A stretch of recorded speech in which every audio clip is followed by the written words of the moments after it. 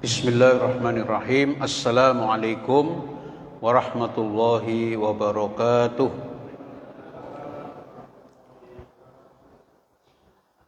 Ibu-ibu, bapak dan saudaraku sekalian yang baik yang dimuliakan Allah, mari kita mulai pengajian kita pada malam hari ini dengan bersama-sama membaca basmalah. Bismillahirrahmanirrahim. Alhamdulillahirabbil alamin. Wal akibatu lil muttaqin wala udwana illa 'alal zalimin. Asyhadu an la ilaha illallah al malikul haqqul mubin wa asyhadu anna Muhammadan 'abduhu wa rasuluh al mab'uts rahmatan lil alamin. Allahumma shalli wa sallim ala nabiyyina Muhammadin wa ala alihi wa ashabi ajmain, amma ba'du. Ibu-ibu, bapak dan saudaraku sekalian jamaah Masjid Al-Azhar yang baik yang dimuliakan Allah, mari kita selalu bersyukur kepada Allah Subhanahu wa taala. Alhamdulillah malam hari ini masih diberi umur, masih diberi sehat, sementara banyak saudara-saudara kita yang hari ini sedang menderita sakit. Ya, tapi alhamdulillah kita diberikan sehat walafiat jasmaniah rohaniah kita. Terutama sekali diberikan nikmat terbaik oleh Allah, bisa sholat maghrib berjamaah, dan insya Allah nanti sholat isya berjamaah ditambah dengan pengajian. Sekali lagi saya sampaikan, duduk 1 jam mempelajari ilmu atau ngaji itu lebih baik daripada 70 rakaat. Lebih baik sholat 70 rakaat. Insyaallah. Duduk 1 jam. Kalau dalam hadisnya sesaat. Nah, sesaat itu para ulama menerjemahkan 1 jam. Gitu. 1 jam duduk mendengarkan ceramah atau mencari ilmu itu lebih baik dari sholat 70 rakaat. Dengan sehari berapa rakaat? Wajibnya 17.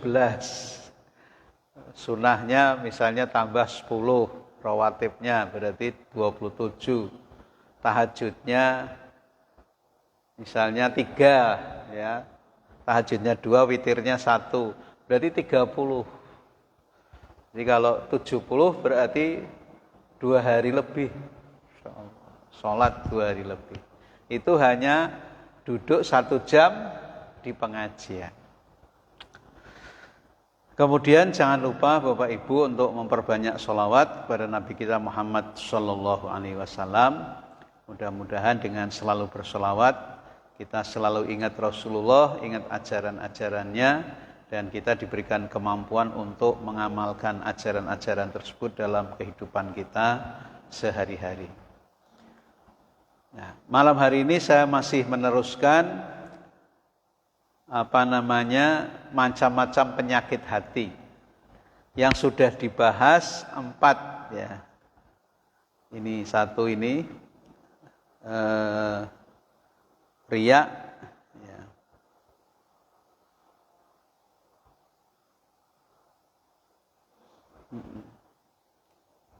Kemudian amaroh, ya. Kemudian ujub, yang keempat iri hati dan dengki. Sekarang kita masuk yang kelima, yaitu sombong. Penyakit hati, termasuk penyakit hati adalah sombong. Sombong itu apa? Orang dikatakan sombong itu yang bagaimana?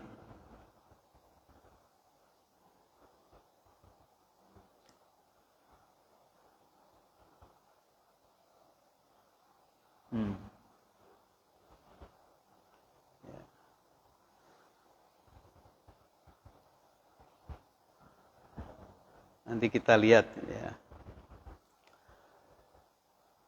Jadi Allah Subhanahu wa taala dan Rasulullah sallallahu alaihi wasallam telah mewanti-wanti umatnya untuk menjauhi rasa bangga akan diri sendiri atau ujub dan sikap sombong. Allah tidak menyukai kedua sifat itu bersemayam dalam hati seorang hamba. Sebagaimana firman-Nya di dalam surat Luqman ayat 18, "Innallaha la yuhibbu kulla mukhtalin fakhur."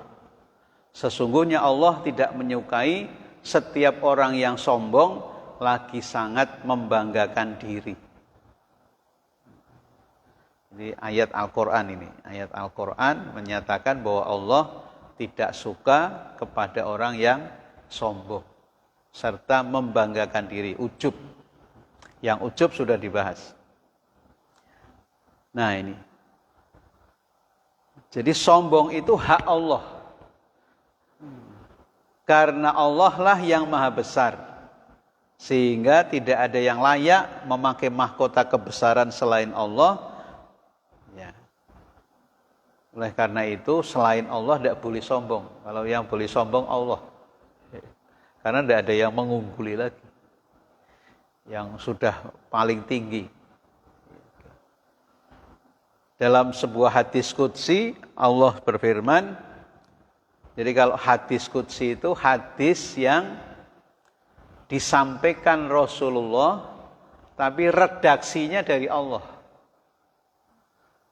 Jadi hadis qudsi itu hadis yang disampaikan oleh Rasulullah tapi redaksinya langsung dari Allah, tapi bukan Al-Quran, bukan ayat Al-Quran. Nah, itu hadis. Gitu. Kalau hadis yang umum itu disampaikan oleh Rasulullah, redaksinya dari Rasulullah. Susunan katanya, kalimatnya itu dari Rasulullah. Itu hadis. Tapi kalau hadis qudsi itu redaksinya langsung dari Allah Subhanahu wa ta'ala. Apa kata Allah dalam hadis qudsi? Al-izzu izari wal kibriya'u ridai. Faman naza'ani bisyai'in minhuma azabtuhu. Keagungan adalah kainku dan kesombongan adalah selendangku. Siapa yang menandingiku pada salah satu dari keduanya, aku menandingi aku pada salah satu dari keduanya, sungguh aku akan mengazabnya. Jadi kalau ada di antara manusia yang merasa sombong, ya, merasa paling besar, maka itu berarti menandingi Allah. Maka orang seperti itu akan diazab oleh Allah Subhanahu wa ta'ala.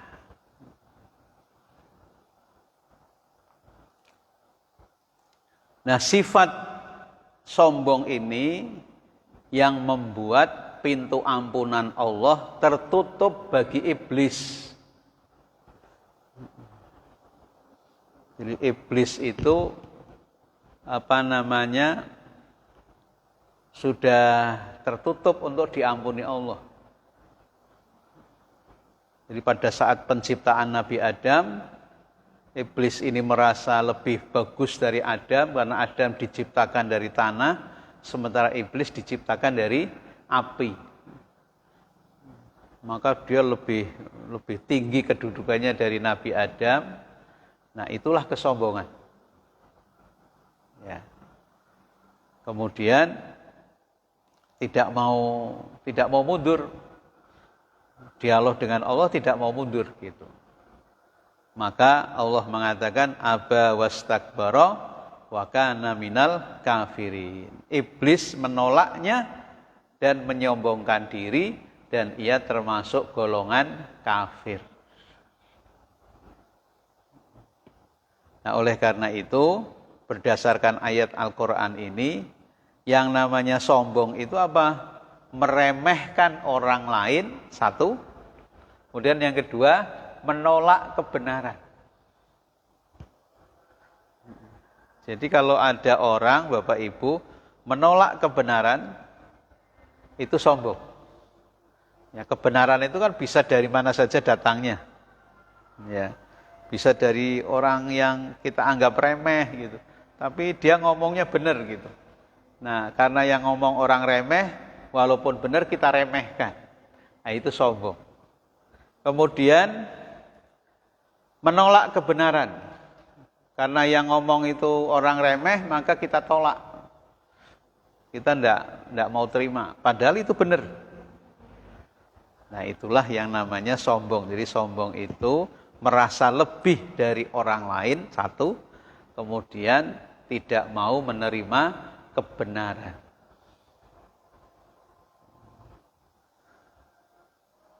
Ya, terkadang kita orang manusia itu terkadang merasa lebih dari orang lain kan gitu. Merasa lebih pintar, lebih kaya, lebih ganteng, lebih cantik, lebih hebat gitu. Nah, itu benih-benih kesombongan itu, hati-hati itu. Nah, untuk menghilangkannya nanti di belakang ya. Gimana cara menguranginya lah. Kalau menghilangkan agak sulit. Nah, sikap sombong ini betul-betul dapat merusak tatanan sosial dan merusak hubungan. Karenanya ia menghadirkan rasa benci, ya, amarah, dan merusak persatuan. Memelihara kesombongan sama dengan memelihara kebodohan. Karena dua sikap yang tidak boleh dimiliki oleh orang yang belajar adalah sikap malu bertanya dan sombong. Kedua sikap ini adalah penghalang seorang penuntut ilmu untuk mewujudkan misinya, untuk mewujudkan tujuannya. Mau cari ilmu kok malu bertanya, atau mau cari ilmu tapi sombong, gitu. Merasa hebat gitu dari orang lain. Gitu. Ya.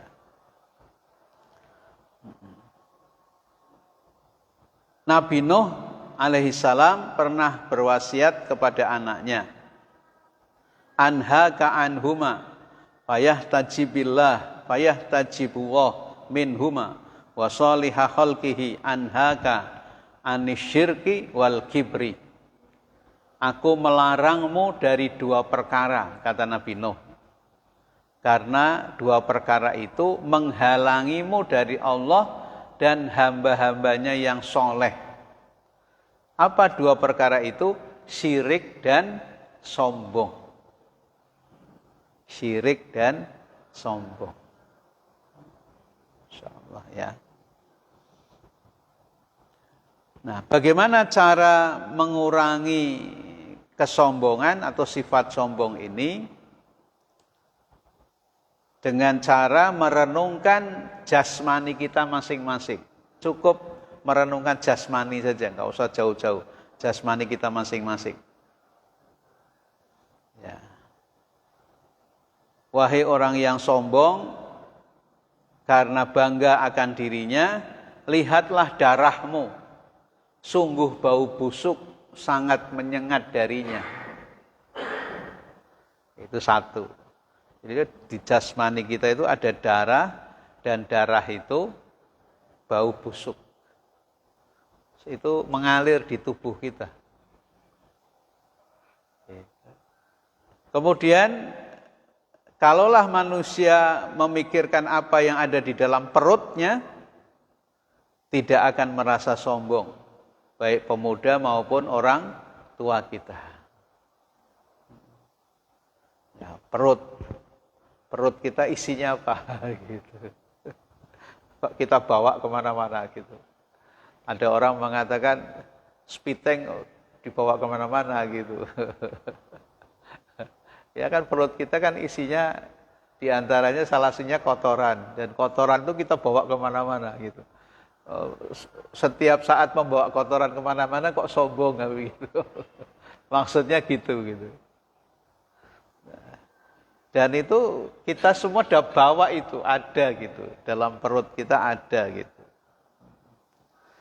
Kemudian, adakah pada anak Adam seperti kepalanya memiliki kemuliaan? Lihat kepala kita, apa memiliki kemuliaan? Gitu ya. Karena di kepala itu membawa 4 kotoran sekaligus. Hidung beringus, atau telinga yang berbau. Gitu. Kedua mata yang mengalirkan air. Mulut yang mengalirkan air liur. Gitu. Nah itu, kepala kita kan isinya itu. Di samping ada otak memang. Ada otak yang membedakan dengan makhluk-makhluk Allah yang lain. Ya. Kemudian, wahai anak Adam, berhentilah untuk sombong, karena kelak engkau akan dimakan oleh tanah. Jadi sesombong apa kita, nanti kita dimasukkan ke dalam tanah, sudah tidak bisa ngapa-ngapain. Yang selama ini tanah kita injek-injek, tapi tanah tidak pernah marah. Dan nanti pada saat kita kembali ke Allah, akan dimasukkan ke tanah, dan tanah menerima dengan tangan terbuka. Tidak ada tanah yang menolak jenazah. Kalau misalnya ada, itu adanya di sinetron.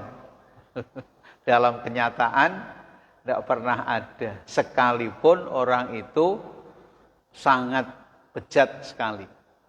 Sekalipun gitu ya. Tidak ada.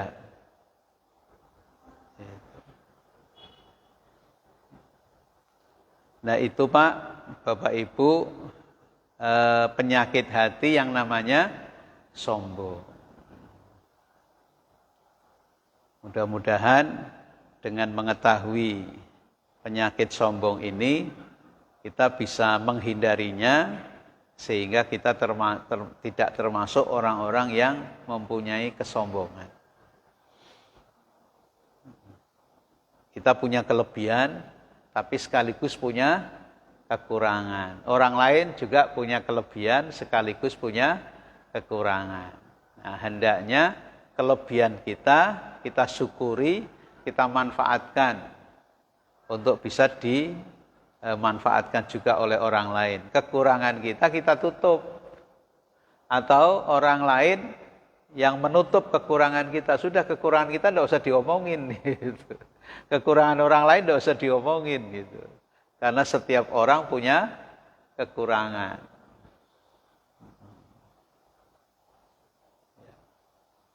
Suami istri. Suami punya kelebihan, punya kekurangan. Istri punya kelebihan, punya kekurangan. Ya sudah, kelebihannya untuk dinikmati bersama, kekurangannya ditutup oleh masing-masing. Kekurangan suami ditutup oleh istri, kekurangan istri ditutup oleh suami. Jangan sampai kekurangan suami diumbar di depan umum gitu, atau diceritakan pada orang lain oleh istrinya gitu. Nauzubillah min dzalik. Atau kekurangan istri diceritakan ke orang lain oleh suaminya gitu. Wah, itu tidak pas gitu. Ya.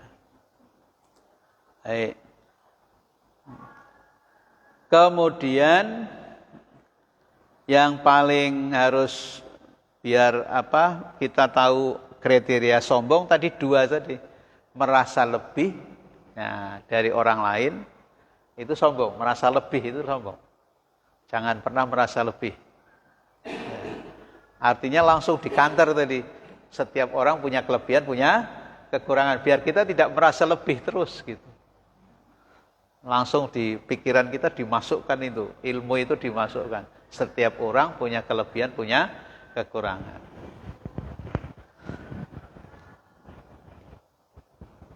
Kemudian yang kedua, menolak kebenaran. Menolak kebenaran. Yang berikutnya, yang keenam, ghibah. Penyakit hati. Yang keenam, ghibah. Ya, Ghibah itu penyakit hati yang disebabkan oleh iri dan dengki. Iri dan dengki. Ghibah itu artinya menggunjing, gelendengi, kalau bahasa Pekalongan yang gelendengi. Itu orang yang suka gelendengi berarti punya penyakit hati. Dan biasanya gelendengi itu membeberkan aib orang lain. Ya. Menirukan tingkah laku atau gerak tertentu dari orang yang digunjingnya dengan maksud mengolok-olok.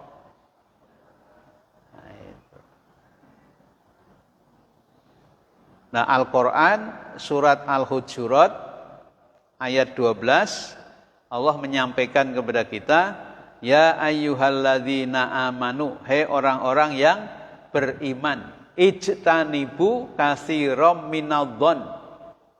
Ya, jauhilah kebanyakan dari prasangka. Ya, prasangka, ya, suudzon. Jauhilah dari prasangka suudzon. Inna ba'dadh-dhanni ismun. Sesungguhnya sebagian dari prasangka itu dosa. Wala tajassasu, dan janganlah kamu mencari-cari, wala yaghtab ba'dukum ba'dha, ya, kesalahan orang lain, dan jangan ada di antara kamu yang menggunjing, ya, sebagian dari sebagian yang lain. Nah, orang yang menggunjing itu apa?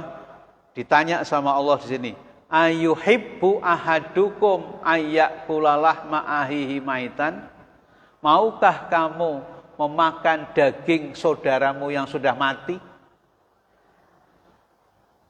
Jadi orang menggunjing itu bagaikan orang yang makan daging saudaranya yang sudah jadi jenazah. Itu kan tidak mungkin ada yang mau. Tidak mungkin ada yang mau. Jadi Allah mengumpamakannya dahsyat sekali. Ayuhibbu ahadukum ayyakula lahma ahihi maita? Maukah kamu memakan daging saudaramu yang sudah mati? Fakarihtumuh, ya, tentu kamu merasa jijik. Wattaqullah, bertakwalah kamu kepada Allah. Innallaha tawwabur rahim, sesungguhnya Allah Maha penerima taubat dan Maha pengasih. Nah itu. Jadi menggunjing ini luar biasa. Dan ini sulit dihindari. Hampir semua orang kena penyakit ini nih. Sulit dihindari.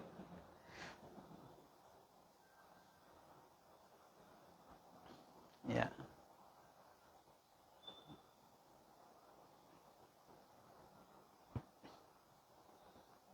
Nah, menghindarinya gimana? Ya sudah, kalau mau menggunjing nggak jadi gitu, stop gitu aja. Kalau mau menggunjing stop gitu aja. Astagfirullahaladzim, kenapa saya menggunjing? Kalau Bapak Ibu diajak menggunjing, caranya nyetop gimana Pak? Ada orang dengan panjenengan ngomongin orang lain, mengomongi aib orang lain, karena menggunjing gitu. Caranya sebentar, saya mau ada apa gitu. Menghindar gitu. Pokoknya menghindar, jangan sampai dengar gitu aja. Jangan didengarkan gitu. Itu yang paling aman gitu. Tapi kalau berani ya kalau berani misalnya atau tidak rikuh ya gitu. Stop Pak, jangan menggunjing gitu. Stop Bu, jangan menggunjing. Kalau berani begitu ya bagus juga gitu. Tapi kalau tidak berani atau rikuh, ya sudah tinggal pergi aja. Ya, kalau tinggal pergi kan tidak mendengarkan gitu. Dan dia tidak jadi menggunjing gitu. Itu menghindarinya seperti itu. Dan menggunjing itu asik gitu. menggunjing itu asik. Insyaallah ya. Kemudian yang ketujuh, buruk sangka. Nah, termasuk penyakit hati itu buruk sangka. Hati yang jernih, hati yang bening, hati yang bersih akan terpancar dari perilaku sehari-hari. Jadi orang yang hatinya bersih, orang yang hatinya jernih, bening itu perilakunya juga nanti kelihatan. Orang ini bersih ini. Orang ini baik hatinya ini. Adanya buruk sangka terhadap sesama menandakan hati yang kotor. Penyakit hati yang satu ini biasa disebut dengan su'udzon. Buruk sangka itu bahasa Al-Qur'annya su'udzon. Lawannya husnudzon, berbaik sangka. Su'udzon, berburuk sangka. Kalau waspada itu tidak sama dengan su'udzon. Waspada. Ini ada orang baru datang, itu misalnya. Ya, tidak boleh su'udzon kan? Ini orang mau ngapain, tidak boleh su'udzon. Tapi kita tetap waspada. Nah, waspada boleh. Waspada kan berhati-hati berarti. Waspada boleh, tapi su'udzon tidak boleh. Nah, Islam mengajarkan kita untuk tidak su'udzon. Agar terhindar dari penyakit hati ini, hendaknya kita mencoba untuk berbaik sangka terhadap sesama. Kita harus dapat melatih hati dan pikiran untuk memikirkan segala hal yang positif. Gitu.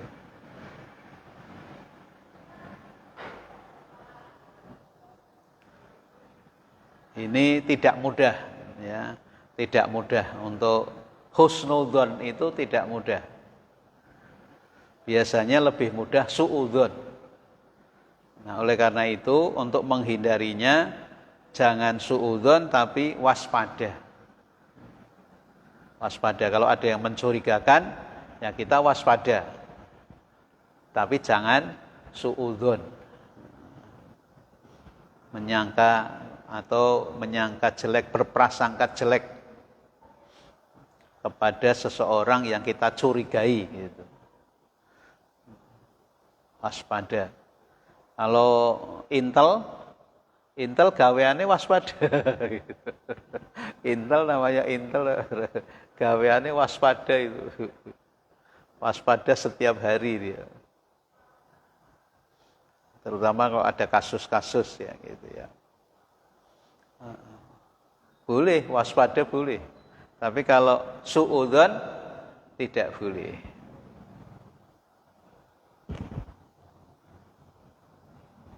Baik, kita lanjutkan yang ke-8, fitnah. Yang ke-8, fitnah. Ini juga termasuk penyakit hati, Pak. Fitnah itu apa? Menyebarkan berita yang tidak benar tentang seseorang dengan tujuan menjatuhkan. Jadi menyebarkan berita yang tidak benar, ya, tidak sesuai dengan kenyataan, yang tujuannya untuk menjatuhkan orang tersebut. Nah, itu namanya fitnah.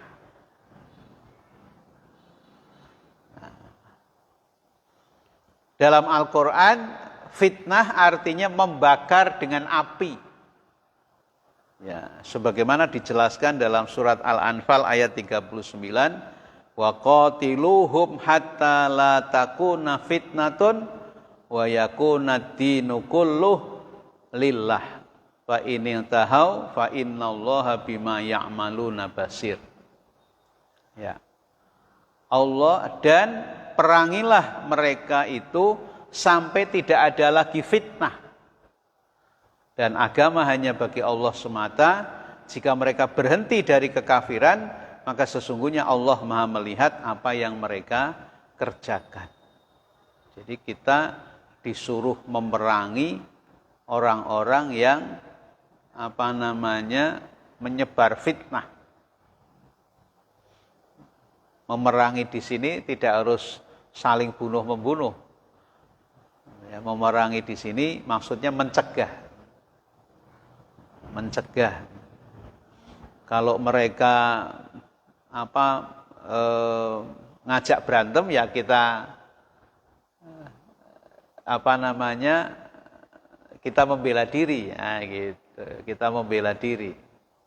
Kalau mereka mengajak berantem, tapi tidak untuk membunuh, ya, tidak untuk membunuh. Ini fitnah ini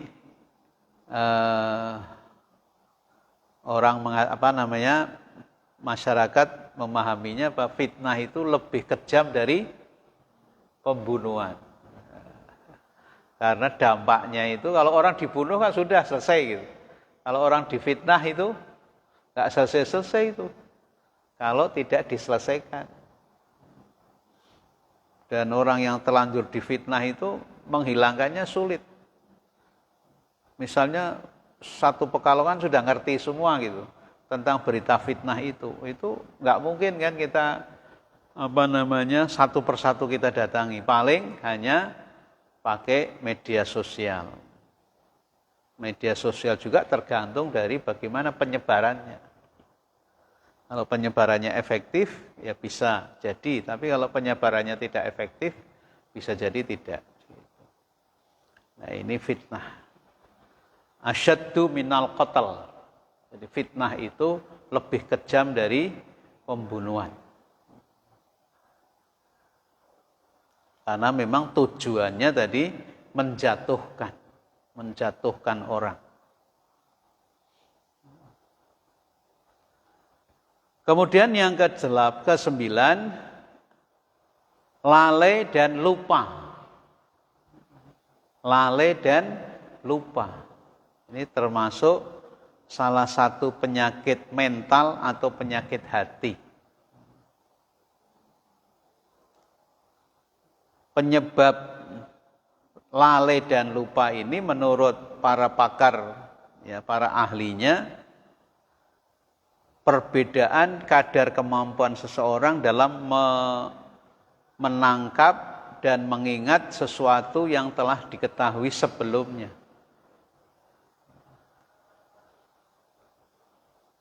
Proses kelupaan juga sangat erat kaitannya dengan waktu dan konsentrasi seseorang terhadap peristiwa-peristiwa yang terjadi. Jadi kalau seseorang yang konsentrasi pada saat melakukan sesuatu itu susah lupanya.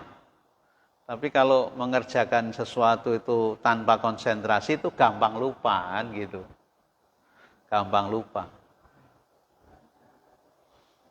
Kalau memahami sesuatu, melakukan sesuatu dengan memahami, maka akan bisa bagus, tidak cepat lupa, dan bisa khusyuk istilahnya. Seperti kalau kita sholat, kalau kita memahami bacaan sholat, maka bisa khusyuk, bisa konsentrasi. Tapi kalau nggak ngerti apa yang kita baca, sulit itu untuk khusyuk. Nah, maka kita dianjurkan untuk mempelajari bacaan-bacaan sholat. Sehingga paham apa yang kita baca pada saat sholat. Kira-kira Bapak Ibu kalau mempelajari bacaan sholat sampai hafal butuh waktu berapa tahun? Setahun pripun saged mboten, Pak? Bacaan sholat itu dipahami artinya setahun. Kalau setahun kurang 2 tahun. Nah ternyata banyak umat Islam itu sudah bertahun-tahun tidak apa-apa gitu. Tidak paham-paham bacaan sholat itu. Karena ya memang tidak dipelajari gitu. tidak sungguh-sungguh gitu, tidak sungguh-sungguh mempelajarinya. Maka memang harus sungguh-sungguh mempelajarinya gitu. Sampai hafal gitu. Sehingga nanti pada saat sholat itu seperti berdialog dengan Allah Subhanahu wa ta'ala. Ya. Itu. Ini lalai dan lupa. Masya Allah ya. Ada doanya juga. Rasulullah mengajarkan doa supaya kita dilindungi dari penyakit lupa. Penyakit lupa. Jangan sampai lupa sama istrinya kan repot kan. Nah, lupa sama istrinya atau lupa sama suaminya kan repot itu. Nanti suami orang lain dianggap suaminya gitu. Repot.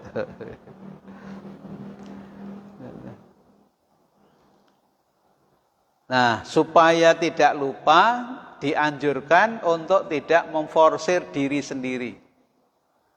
Menyisihkan sebagian waktunya untuk beristirahat, rekreasi, refreshing. Nah, itu pentingnya supaya tidak penat. Kalau penat biasanya gampang lupa. Tapi kalau fresh, badannya fresh, fisiknya fresh, insya Allah nanti tidak gampang lupa.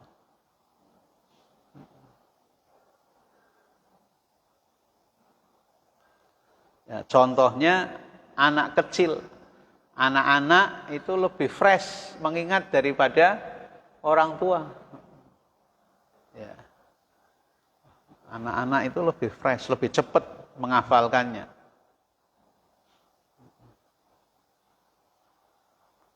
Ada sekarang istilahnya sekolah ya, tapi mereka menamakannya bukan sekolah, rumah Quran. Rumah Quran. Rumah Quran itu ya sebenarnya sekolah. Cuma dia kurikulumnya seperti pondok pesantren. Ya, tidak pakai kurikulum sekolah, tapi kurikulumnya kurikulum paket, Pak. Kalau yang jadi guru paham. Paket A, paket B, paket C gitu. Paketnya paket gitu. Pelajaran umumnya paketnya paket. Nanti ditambah pelajaran agama, terutama Quran. Nah, Qurannya itu diantaranya adalah setahun satu juz menghafalnya. Setahun menghafalkan satu juz. Jadi kelas 1 itu 1 juz. Nanti naik kelas 2 juz. Lulus kelas 6, berarti dia 6 juz. Punya ijazah SD, hafalannya 6 juz. Masya Allah. Luar biasa. Nah nanti SMP, SMA, karena di Indonesia kan pakai SMP, SMA 6 tahun, tambah 6 juz lagi. Berarti nanti lulus SMA 12 juz. Itu minimal. Bisa ada yang lebih. Bisa ada yang lebih. Ya. Nah ternyata anak-anak seperti itu cerdas-cerdas, Pak. Kalau hafal Quran itu cerdas-cerdas ternyata anak-anak itu. Nah itu ada sekarang di Pekalongan sudah ada, ini di dekat sini nih, di Keramat Sari di Bremi itu, sekolahnya di Dr. Hisam itu. Di rumahnya Dr. Hisam situ, sementara menempati rumah situ. Namanya Rumah Quran. Ya. Nah, termasuk cucu saya sekolahnya di Demak, di sekolah yang seperti itu. Ini yang nomor 1, kelas 6, ya sudah 6 juz, Pak. Sudah 6 juz. Kalau main ke sini saya cek, coba kamu juz berapa? Coba juz 28 ya begitu. Hafal, Pak. Masya Allah. Gitu. Hafal. Nah itu satu hal yang tadi konsentrasi tadi. Nah di sisi lain lupa merupakan sifat tabiat manusia. Ya, mahalul khata, al insan mahalul khata wan nisyan. Manusia itu tempatnya lupa dan tempatnya salah dan lupa. Mahalul khata wan nisyan. Jadi kalau manusia kok tidak pernah lupa itu tidak normal. Tapi kalau lupa terus ya tidak baik gitu. Yang baik itu jangan sering lupa gitu ya. Apalagi lalai kepada Allah, lupa kepada Allah Subhanahu wa taala, lupa atas perintah-perintah Allah. Sementara tantangannya setan yang selalu menggoda kita. Ya. Sebagaimana yang sudah dijelaskan, keberhasilan setan atau iblis menggoda nenek kakek kita, Nabi Adam dan Siti Hawa. Nah, maka itu yang harus diwaspadai. Saya kira demikian Bapak Ibu sampai nomor 9, ya, lalai dan lupa. Berarti masih ada 3 lagi, insya Allah minggu depan kita teruskan. 10, 11, masih 4 ya, 10, 11, 12, 13. Nah, mudah-mudahan dengan memahami penyakit-penyakit hati ini, kita bisa terbebas dari penyakit-penyakit hati tersebut. Demikian yang bisa saya sampaikan malam hari ini. Terima kasih atas perhatiannya. Mohon maaf atas segala kekurangannya. Mari kita tutup dengan hamdalah dan doa kafaratul majlis. Alhamdulillahirabbil alamin. Subhanakallahumma wa bihamdika asyhadu an la ilaha illa anta astaghfiruka wa atubu ilaik. Wassalamualaikum warahmatullahi wabarakatuh.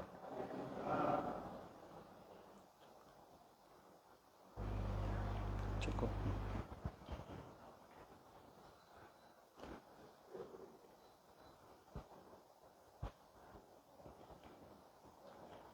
Allah